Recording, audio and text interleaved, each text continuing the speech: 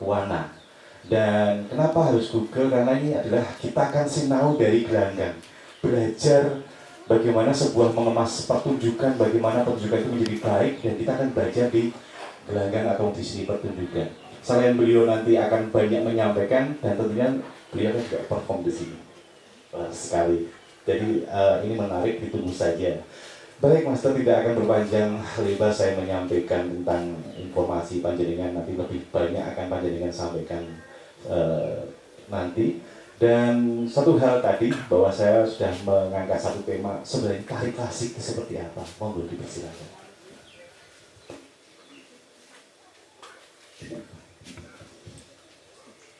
Assalamualaikum warahmatullahi wabarakatuh. Waalaikumsalam. Salam sejahtera untuk kita semua. Dan saya kira hari ini adalah kita dengan Mas Agus dan teman-teman dan Mas Sabto, kita harus bahagia. Kuncinya harus bahagia. Apapun yang terjadi harus bahagia. Dan untuk itu kita patut mengucapkan syukur alhamdulillah atas kebahagiaan yang kita nikmati sekarang ini. Mudah-mudahan juga keluarga kita yang di rumah juga bahagia, sehat dan tenang dan damai. Terima kasih. Saya lupa mengangkat. Tinggal saya disebut tadi diperkenalkan. Saya mencoba mengenalkan diri lagi. Naikin ke mic yang Nama saya Daryono dan saya sejak tahun 81 menjadi pegawai sebelum jadi dosen, jadi asisten di ASMI Surakarta, kemudian menjadi STSI dan kemudian sekarang ISI, Institusi Indonesia Surakarta. Kalau 81 sekarang tahun 2022, bisa dihitung sendiri, sudah lama sekali. Jadi sampun sepuh S3, sampun saya sepuh. Dan apa yang disampaikan tadi, ya saya sebenarnya dilahirkan dari keluarga seni. Kemudian saya belajar juga langsung tari sejak SMKI. SMKI adalah 4 tahun, kurikulum 4 tahun yang pertama itu saya. Kemudian saya melanjutkan ke ASKI, Akademi Seni Karate Indonesia Surakarta, tetapi tetap jurusan tari. Kemudian sampai ISI, saya lulus 85 itu. Adik-adik mahasiswa tahu ya, 85 belum lahir. Nah, kemudian saya melanjutkan S2 di Gajah Mada, S3-nya di ISI sendiri. Jadi saya diisi sebagai pengajar S1 juga S2. Kemarin saya selesaikan S3 saya itu tahun 11 dan lulusnya 19. Jadi luar biasa banyaknya kelompok. Tapi gak apa-apa. Nah, saya sendiri adalah salah satu orang yang memberi penguatan terhadap di Ajeng Nirmala Candrawati untuk menakodai gulang gelanggang di acara ini. Gulang itu semacam, ya bisa diartikan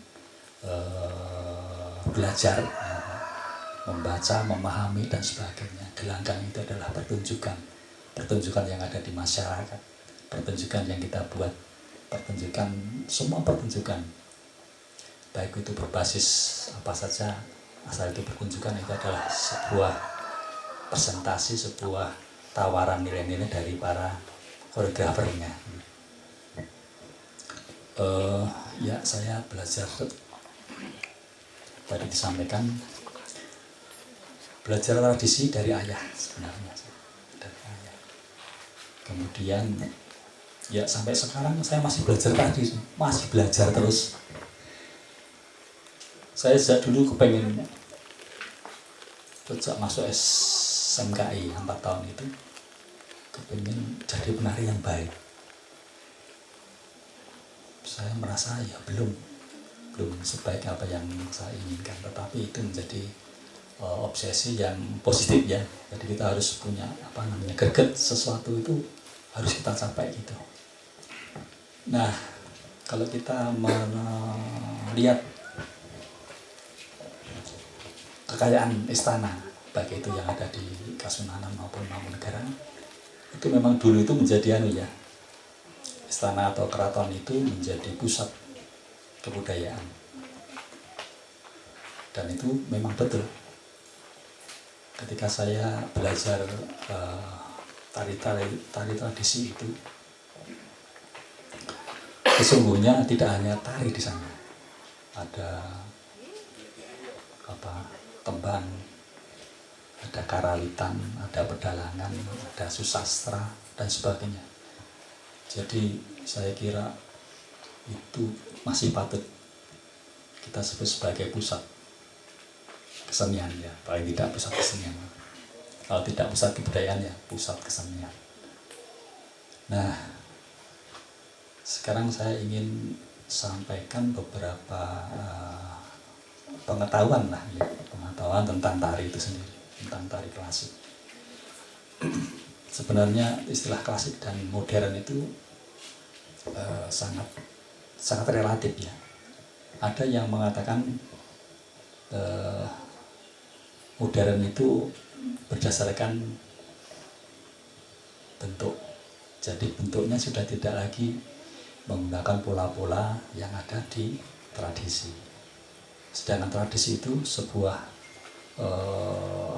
capaian yang cukup lama, dan tari tradisi itu sendiri berkaitan dengan vokabuler.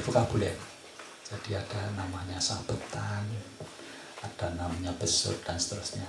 Nah, demikian juga pembagian itu sebenarnya ada tari putri, ya, tari alus, tari gagah. Tetapi di antara alus dan gagah itu ada tari madya, tengah-tengah.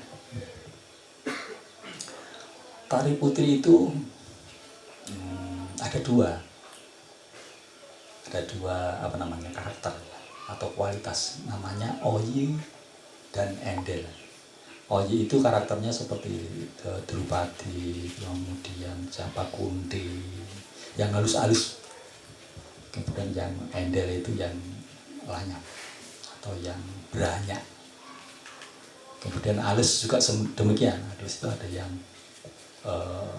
alus luruh, yang halus seperti Janaka, Puntadewa, semacam itu, Abimanyu. Kalau yang beranyak ada Bisono, kemudian Karno, yang keras, Karno dan juga Kresna. Ya. Kemudian yang madya itu ada Bisma, ada Kurupati, dan pokoknya yang wayang yang memakai bokongan itu biasanya madya, tidak halus, tidak gagah, di tengah-tengah ya. Nanti saya terangkan lebih lanjut. Nah, gagah itu ada gagah kambeng, ada gagah kalangkinantang, ada gagah tugangan atau raksasa ya. Nah, itu sebenarnya tari putri, alus, gagah itu sangat berkaitan dengan unsur-unsur gerak yang digunakan di dalam tari itu sendiri. Unsur-unsur gerak itu ada volume, ada garis, ada itu semacam itu ya.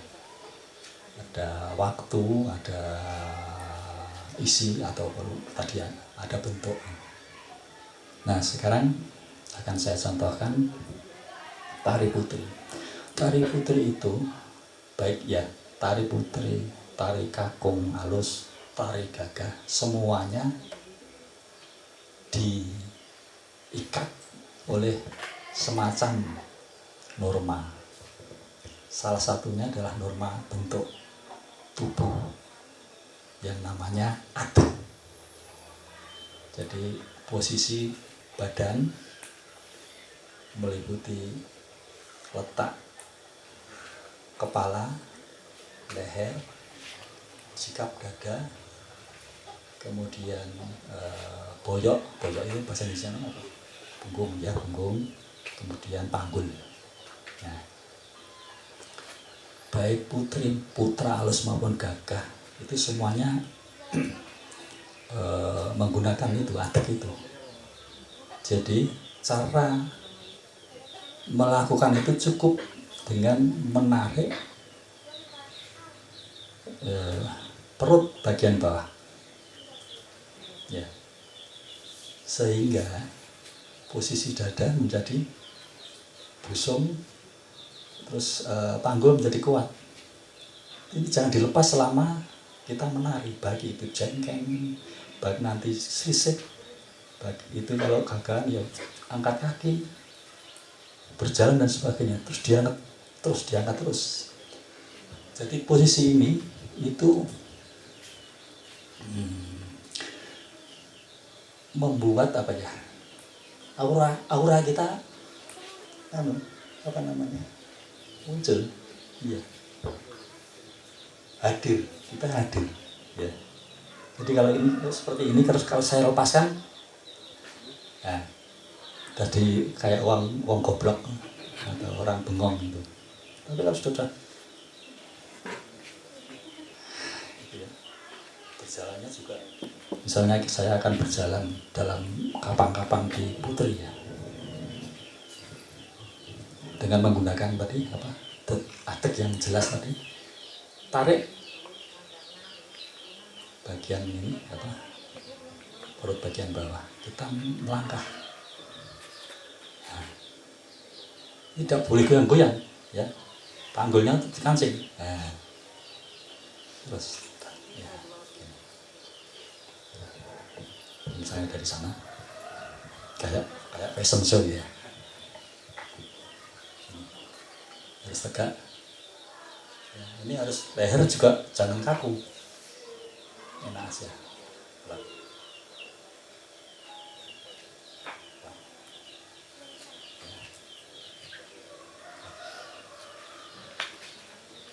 Kalau menari itu jalan biasa aja sudah ditoto ya, namanya mager timun, tidak jalannya namanya mager timun. Jadi ini apa, kalau mau kita meletakkan tungkai yang di depan itu segaris dengan ibu jari yang di belakang, namanya mager timun. Nah, ya, tidak ke sana. Kalau di sana namanya ulong langi, ada itu, ada gerakan ulong langi. Nah, ya, ulong langi, tapi ada geraknya tidak begitu. Ada ulong langi. Nah, itu ulong langi. Kalau yang tadi mager timun. Jadi kalau mbak Yu, adik-adik itu pakai kain, jalannya harus begini, tidak harus begini, jelek. Ya. Terus, nah, meskipun itu sempit, tetap lakukan itu. Nah, itu. Ya. Dan ini harus bapak-bapak kalau mau apa, cucuk lampah juga gitu. Kalau tidak ingin menari,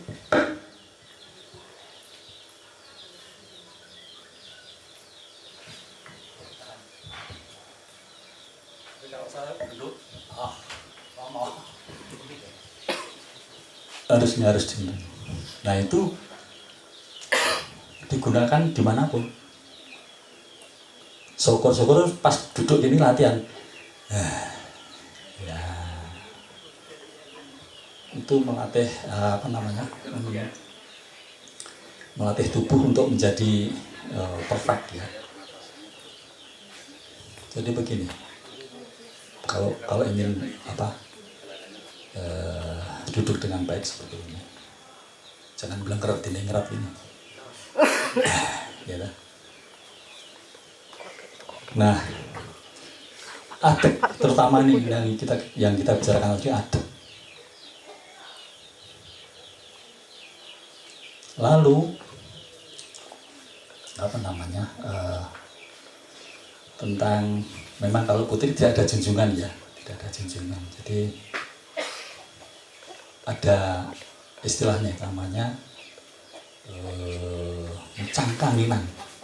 Jadi basicnya itu seperti pohon pucang yang ditiup angin.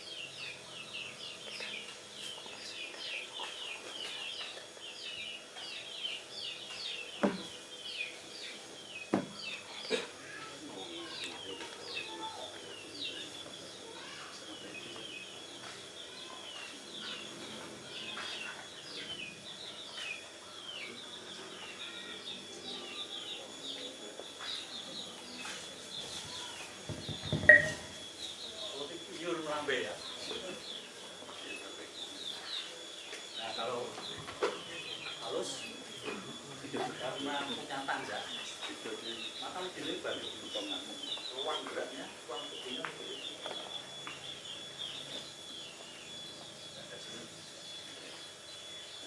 Nah punya ini nah ini lebih lebar.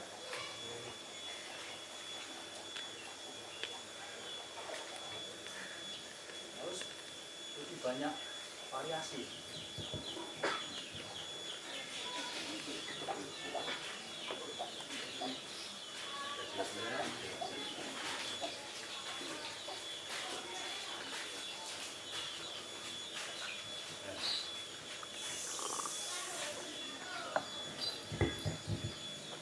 Juga punya, tetapi lebih pada cekuan sendi-sendi ya.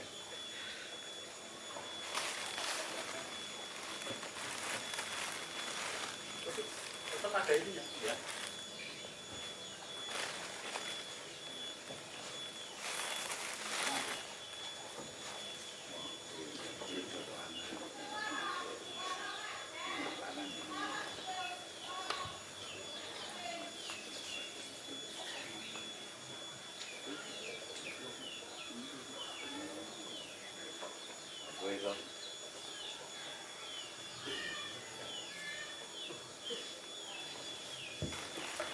Jalannya atas juga beda. Tetap menggunakan ini.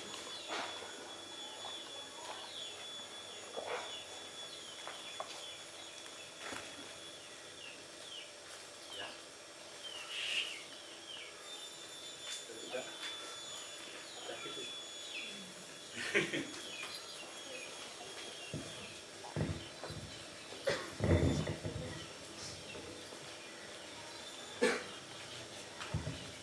Kalau maafin enggak. Kalau di luar negeri itu memang kita dikagumi karena ukalnya itu, ya ukal yang sophisticated. Ya, kalau ukal di Jawa itu ada beberapa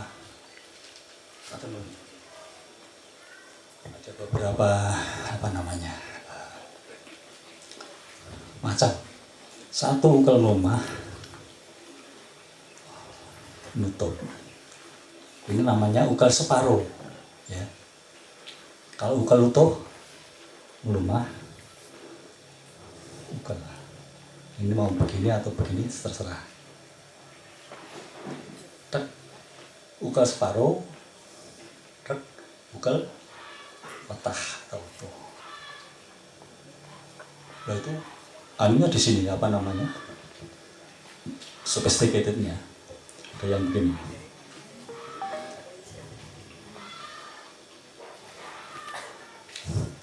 Sampai gitu. Sini ya, sini.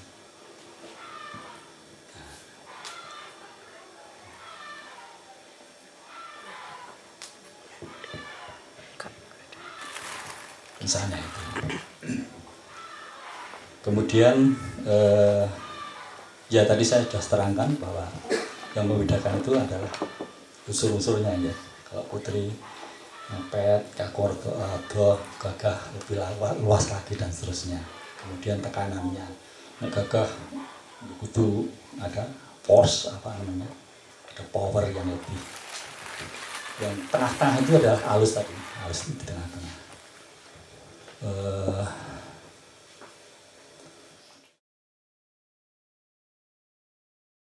Ada berkegiatan yang lain, mungkin sudah ada fasilitas gamelan atau apa, terus digerakkan dan digiatkan untuk belajar menari, dan itu pun otodidak, nggak ada pelatih.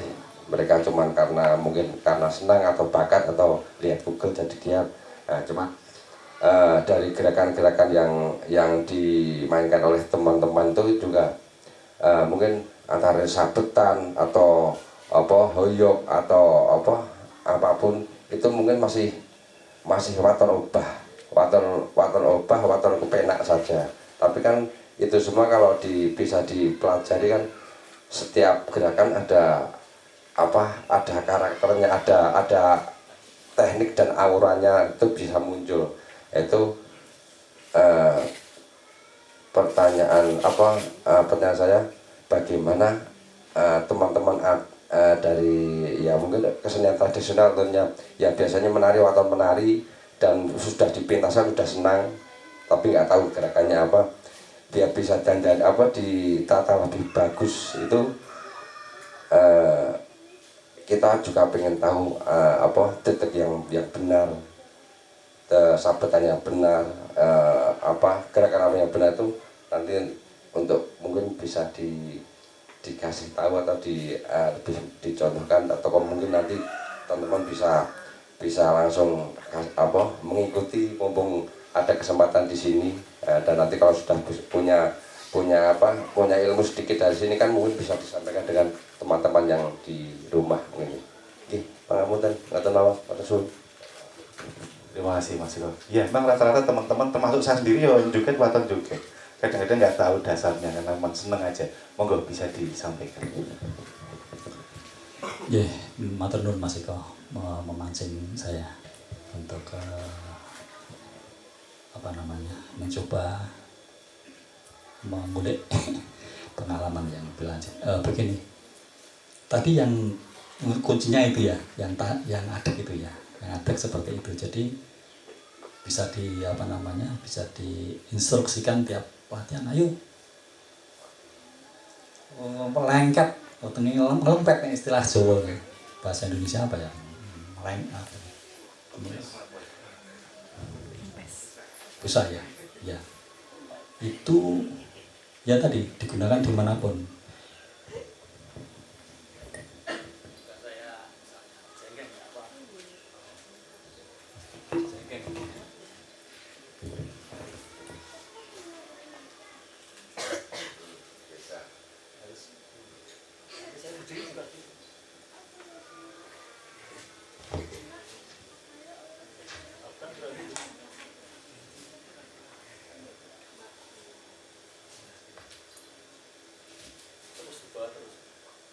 Ada keterangan ya. Itu kan harus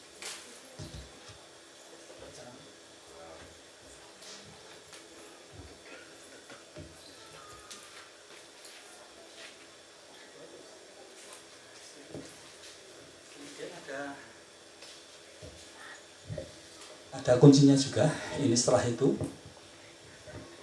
posisi tangan, nah ini atau lengan kalau kita bilang. Kalau orang tari tangan itu ini, kalau semuanya itu lengan atas, bawah dan tangan.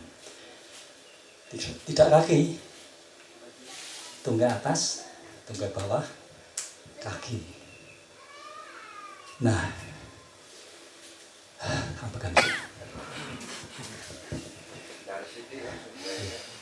Kalau kita mau ngecake bentuk itu sangat berkaitan dengan kaki.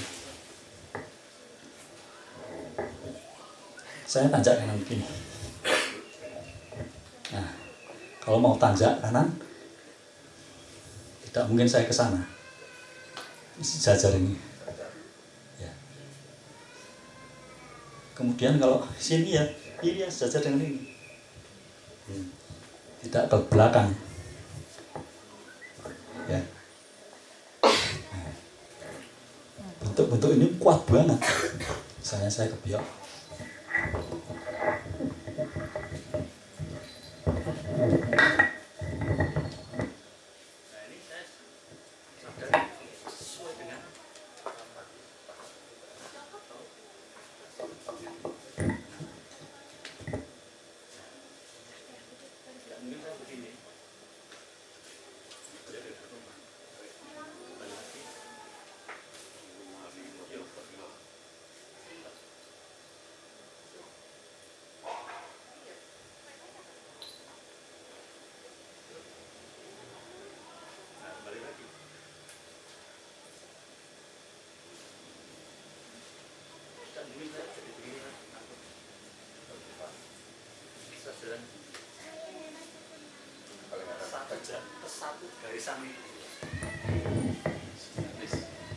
Itu yang membuat kuat. Ya, menjadi kuat anunya, bangunannya. Jadi garisnya tidak morak-marik. Misalnya saya kambing. Nah, ini kan sejajaran apa ini dan ini. Meskipun ini lebih luas. Atau bagaimana? Ini jangan sampai yang misalnya sedikit begini. Ini kan garisnya ke sana, ini ke sana, itu pecah-pecah garisnya.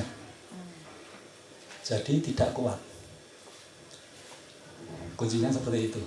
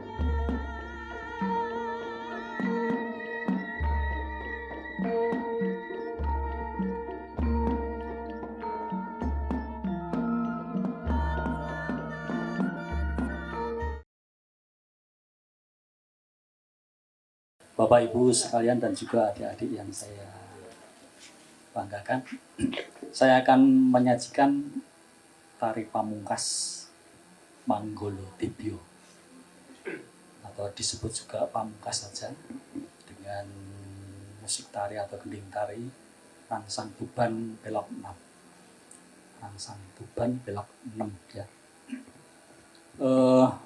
Tari ini sebenarnya tari ini ciptaan atau buah karya dari guru saya, Bapak S. Ngaliman Condro Pengrawit. Itu seorang ibu dari Keraton Kasunanan Surakarta.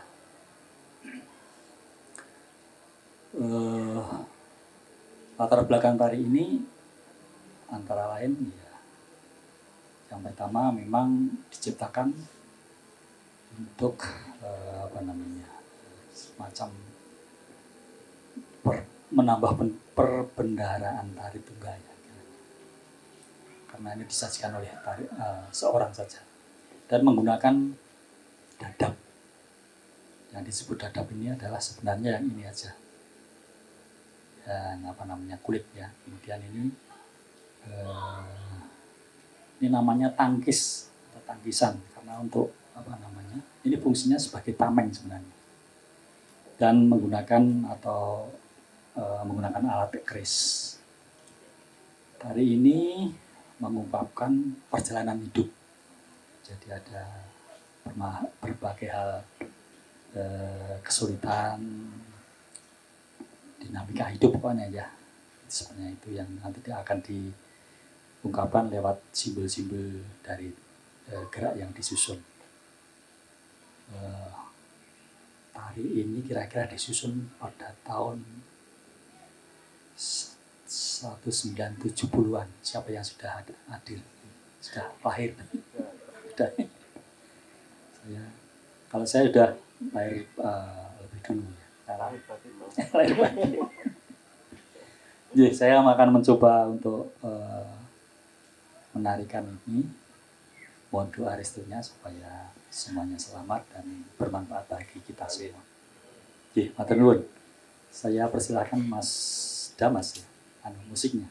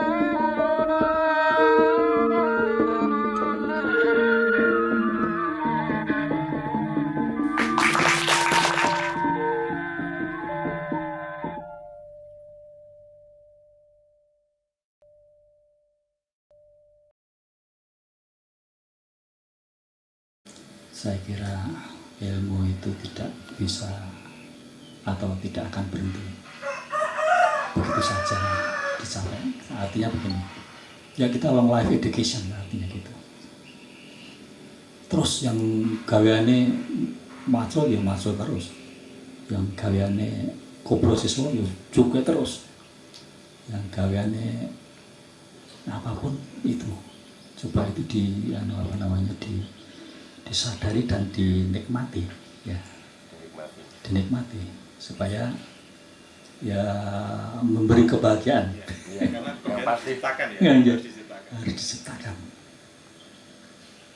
Dan saya kira ketika kita berkesenian itu ya sebenarnya tadi benar, sebenarnya merawat diri sendiri sebenarnya, mendewasakan diri, lalu paham akan berbagai kehidupan dan sebagainya dan sebagainya. Dan itu tidak bisa digantikan dengan kegiatan lain. Kesenian itu tidak bisa, pengalamannya seni pertunjukan seperti saya menari ini tidak bisa digantikan oleh uang 50 juta atau berapa. Kebahagiaannya lain, sangat spiritual, sangat sublim.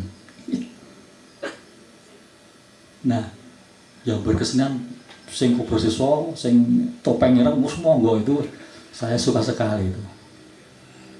Saya kan ya, kalau yang belum tahu atau dengar, waktu saya mencoba membuat Mahakarya Borobudur itu kan teman-teman ngablak dan sebagainya, wah pada datang untuk saling mendukung, dan itu ya kita audisi dan itu sampai sekarang beliau masih semangat semua. Kalau saya datang ya seneng banget ya, kayak sedulur ya. Jadi yang topeng ireng sing polane ngono sis. Kalau tadi seperti Pak Mantep tadi, jangan diajari, malah saya ajar dengan mereka. Geraknya itu kan aneh itu. Ya. Tadi butuh gedruk tadi, wangel banget itu. Double step itu susah bagi saya. Iya, double step. Dan itu masing-masing punya kelebihan. Kalau saya tuh begini, ada teman namanya Indah, itu istrinya Mas Yono. Dia tanya, gitu, mestinya apa kalau di karpet apa ya, keramik atau yang itu yang jenis kayu yang parket. Nah, parket itu mungkin bisa lebih terampil ya. Tadi berat sekali, tapi tidak apa-apa. Yang pertama itu, yang kedua ya kaki saya tadi sebenarnya ada kendala-kendala yang kalau orang tari lihat pasti ada semacam problem di kaki saya, terutama di bagian awal itu belum siap. Ya belum siap. Mestinya harus pemanasan dulu, dan ya tadi pemanasannya sambil rias, kemudian jalan ke sana sini tapi nggak pernah belum sempat panas. Warming up-nya ya. Itu menjadi, dan itu syarat utama penari yang harus dipenuhi, warming up. Warming up itu menggugah semua saraf tubuh biar hangat, biar bisa disaluri energi-energi yang positif dari pikiran-pikiran kita atau ungkapan-ungkapan hati kita, perasaan kita. Tentang yang terakhir dulu, sebenarnya tidak ada maksud karakter tertentu, Mas. Yeah. Jadi sebenarnya hanya ini rias korektif, menebalkan alis, menebalkan ini dan sebagainya, tambah kudung turi dan sebagainya. Tidak ada maksud ini lanyap, ini halus. Jadi saya juga tadi menarinya ya tidak terbelenggu. Saya harus luruh atau saya harus lanyap. saya harus beranyak atau harus rem. Jadi itu ada bermacam-macam bagian, tetapi itu menjadi simfoni antara yang keras, yang lirih, yang bisik-bisik, yang dan sebagainya menjadi satu. Dan itu sebuah spontanitas perasaan saya ketika on stage, ya gitu. Jadi tidak ada rancangan tertentu. Kalau saya nari ya masuk gitu aja. Yang terjadilah, dan itulah ruang penciptaan. Ruang penciptaan itu yang terjadi itu. Beda dengan ruang penelitian, kita membawa definisi, membawa perdefinisi atau gagasan tertentu masuk ke ruang, lalu dicocoki. Oh, masyarakat itu adalah sekelompok manusia atau sekelompok hewan atau sekelompok. Oh, berarti cocok itu ya. Ini bukan masyarakat ini karena banyak macamnya, heterogen misalnya itu. Tapi kalau penciptaan tidak, belang juga, belang latihan. Jangan dipikir dulu. Nah, saya menari seperti itu, menari. Filmnya pamungkas, tapi ya seperti apa ya? Itu menjadi simfoni yang tadi saya bilang saling mengisi, saling keterkaitan, saling mendukung gitu ya, saling memperkuat. Saya masuk ke sini harus seimbang dengan sana. Itu sudah diperhitungkan dengan saat saya menari. Kemudian juga kapan saya itu ada sebenarnya, kalau ya MPK ya 1, 2, 3, 4, 5, 6, 7 ke 6, 1, 2, 3 kumpul gung, kapan saya kumpul gung lagi. Nah itu menjadi sebuah kesadaran yang real saat itu, real. Dan dari itu juga semuanya saya kontrol. Tangan saya di mana, kaki saya di mana, toleran saya di mana, mata saya seperti apa, doyongnya seberapa. Saya kontrol semua itu. Dan saya sadari semua, saya ciptakan saat itu. Bagaimana toh? Ruang waktu itu lah, saya waktu itu ketemunya begini. Ada waktu objektif dan ada waktu yang subjektif. Waktu yang objektif itu jagat raya itu. Waktunya itu berhenti sebenarnya. Tapi kalau orang katanya waktu itu berlalu, tapi itu berhenti menurut saya. Karena sudah diciptakan oleh Allah Subhanahu wa Ta'ala. Sejak munculnya Big Bang ya. Nanti kiamat itu sudah diatur sama Gusti Allah, sudah dibentangkan gitu. Nah, kita mengisi di sela-sela itu. Gitu. Pengertian saya sampai itu. Jadi ruang dan waktu secara subjektif itu ya bagaimana kita menjadi masuk, yaitu manggon, tubuh dan ruhnya manggon di sini, tidak tubuhnya di sini, pikirannya ke pacarnya, ke yang lain, tidak. Jadi saat ini di sini saat ini ya di sini. Jadi konsentrasinya saya begitu caranya. Saya tidak kemana-mana. Saya tidak ingin segera pulang. Saya tidak bilang semua itu. Keinginan-keinginan yang pragmatis, yang praktis hilang semua. Dan saya cenderung mengikuti